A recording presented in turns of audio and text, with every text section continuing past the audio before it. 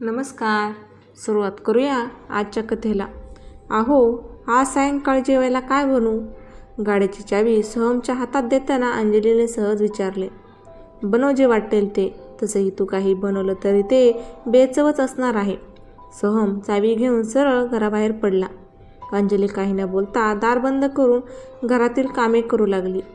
लग्न होऊन 8 महिने झाले होते, पण सोहम अंजलीचा पाणउतारा करायची एक संधी सोडत नव्हता. त्याच्या मनाविरुद्ध झालेले लग्न होतं आणि त्याची शिक्षा अंजलीला मिळत होती. सोहम सातपुते इलेक्ट्रिक इंजिनियर होता, पण त्याने नोकरी करण्याचा पारंपरिक मार्ग न चोखाता निरनिराळ्या मशिनरींच्या टोर्स पार्ट विक्रीचे दुकान सुरू केले होते. धंदा चांगला सुरू होता. काही दिवसात सोहम त्याची गर्लफ्रेंड रितिकाला घरी घेऊन जाणार होता, आईवडिलांना दाखवण्यासाठी. रितिका हाय सोसायटीत वाढलेली होती, पण खूप स्वार्थी मुलगी होती. स्वार्थ साधण्यासाठी सोहमशी गोड गोड बोलण्यात तजबेज होती. तिची आणि सोहमची कॉलेजपणापासूनच मैत्री होती. सोहम तिच्यावर भरपूर खर्च करत असे, म्हणून ती त्याला चिकटली होती. सोहमच्या वडिलांना या सगळ्यांची कल्पना होती. त्यांचे केस उन्हाने पांढरे झाले नव्हते, म्हणूनच त्यांनी सोहमचे काही न ऐकता आपली मित्राची मुलगी अंजलीबरोबर त्याचे लग्न करून दिले. अंजलीने सोहमशी जुळून घेण्याचा पुरेपूर प्रयत्न करत होती, पण दिवसेंदिवस त्याचा उद्धटपणा वाढत चालला होता. त्याला तिच्या हाताचे जेवण आवडत नसे, म्हणून तिने कुकरी क्लास करून वेगवेगळे पदार्थ बनवून खाऊ घातले. लेटेस्ट फॅशनचे कपडे परिधान करून अट्रॅक्ट करण्याचा प्रयत्न करून पाहिले. रुसून माहेरी जाऊन पाहिले. थोडक्यात तिने संसार वाचवायचे जवळपास सगळे उपाय करून पाहिले, पण पालत्या घड्यावर पाणी. सासरे वडिलांचे मित्र असल्याने तिला माहेरी काही बोलता येत नव्हते.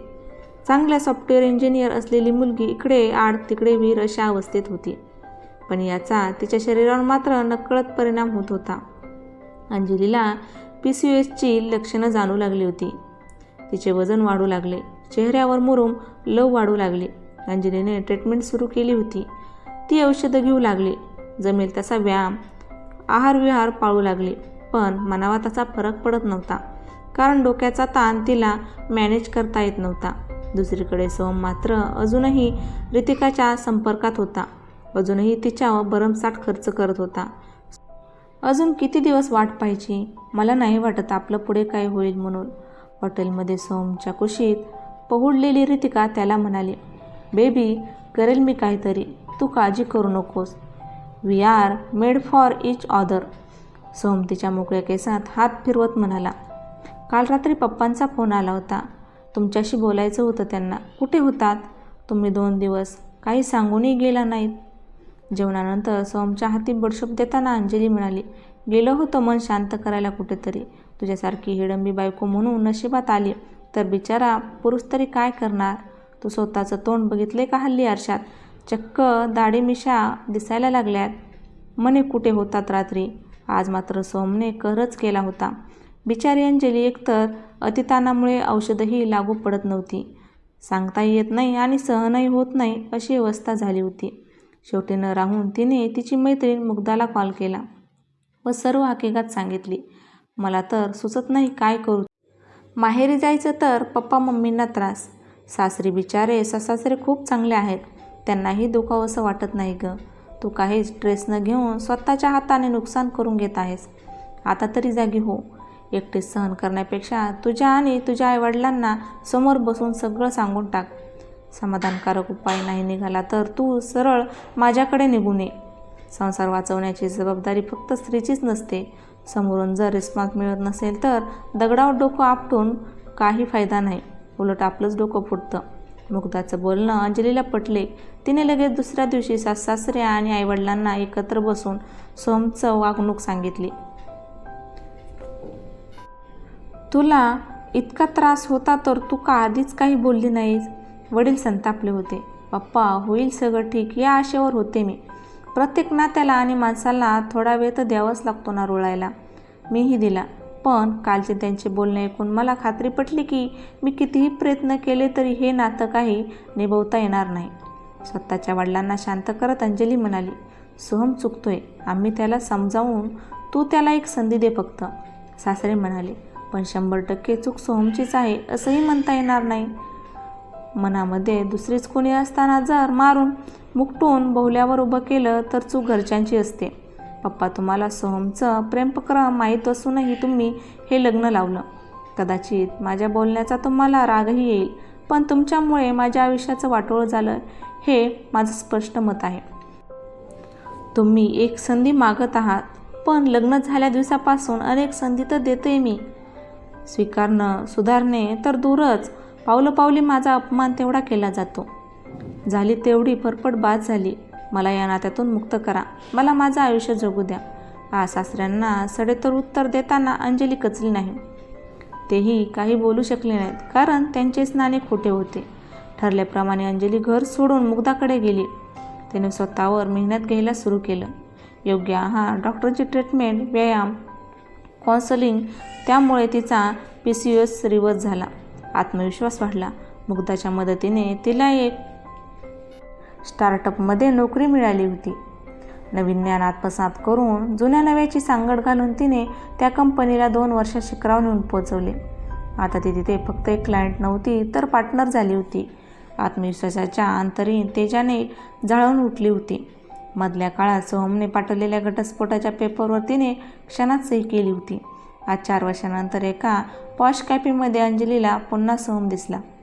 खरं तर तिने त्याला एंट्री करतानाच पाहिले होते, पण त्याच्याकडे दुर्लक्ष करून ती लॅपटॉपवरील कामात गुंतली. काही क्षणात अंजलीसमोर खुर्ची ओढली गेली आणि त्यावर कुणीतरी येऊन बसले. हाव रूड म्हणत रागातच अंजलीने वर पाहिले. समोर सोहम होता. त्याच्या चेहऱ्यावर ओळखीचे हसू होते, पण अंजलीचा कोरा चेहरा पाहून त्याचे हसू लपले. हॅलो, सोहमने अभिवादन केले. येस, काय काम आहे? त्यांच्या अभिवादनाकडे दुर्लक्ष करत तिने विचारले. तुमच्याकडे काही काम नाही. एका व्यक्तीला भेटायला आलो होतो. समोर दिसलीस म्हणून अनोळखी व्यक्तीशी बोलताना सलगी करू नये. कोणाच्या परवानगीशिवाय बुक केलेल्या जागेवर बसू नये. इतके मॅनर्स नाहीत का तुमच्यात मिस्टर? त्याचे बोलणे पूर्ण व्हायच्या आधीच तिने फटकारले. ते पाहून सोहम दचकला. हीच का ती अंजली जिची माझ्यासमोर मान वर करायची हिंमत नव्हती?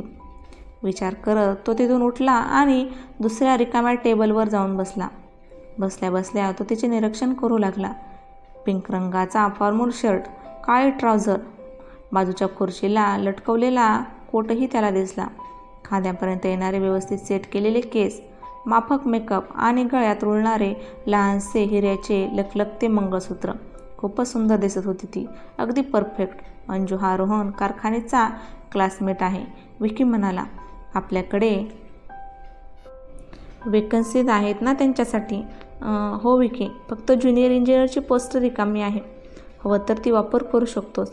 बाकी सगळ्या पोस्टवर आत्ताच मी योग्य कॅन्डिडेट्स अपॉइंट केले आहेत, अंजली निर्विकारपणे म्हणाली. विक्रम तिच्याकडे आश्चर्याने पाहू लागला. तिच्या लॅपटॉपवर तिने टाईप केलेल्या सोहमचे पूर्ण नाव पाहून मात्र त्याला सगळा उलगडा झाला. त्याच्या चेहऱ्यावर मंद स्मित पसरले आणि त्याने मान डोलवले. मिस्टर सोहम सातपुते हो ना? ॲक्च्युली तुमच्यासाठी माझ्या कंपनीत अजिबात जागा नाही, पण तुम्ही नकळत का होईना माझ्यावर एक उपकार केला आहे, म्हणून तुम्हाला एक जागा मी दाखवू शकतो. ऑफर करू शकतो. ज्युनियर इंजिनियरची. हवी असेल तर उद्या ऑफिसला येऊन HR भेटा. By the way, meet I life and business partner Anjali. तुम्ही जर हिच्यासोबत चांगलं वागला असतात तर कदाचित आम्ही आणि ही कंपनी राहिली नसती. एनिवेज, हिऱ्याला सोन्याचे कोंदण हवे नाही का? जाऊ दे, मी पण कोणासमोर बोलत बसलोय. तुम्ही जाऊ शकता. बाहेर पडणाऱ्या सोहमला मात्र आपल्या आईचे बोलणे आठवत होते. एक स्त्री आपला संसार वाचवण्याचा पूर्ण प्रयत्न करते आणि इतकं करूनही त्यात तिला अपयश आले की ती दुखावलेली नागिन बनते. तिच्या वाटेला गेले की ती डसणारच. ही कथा जर तुम्हाला आवडली असेल तर चॅनलला नक्की सबस्क्राईब करा, लाईक करा आणि शेअर करा आणि बाजूच्या बेल आयकॉनवर प्रेस करा, म्हणजे नवीन व्हिडिओचे नोटिफिकेशन तुम्हाला येत राहतील. धन्यवाद.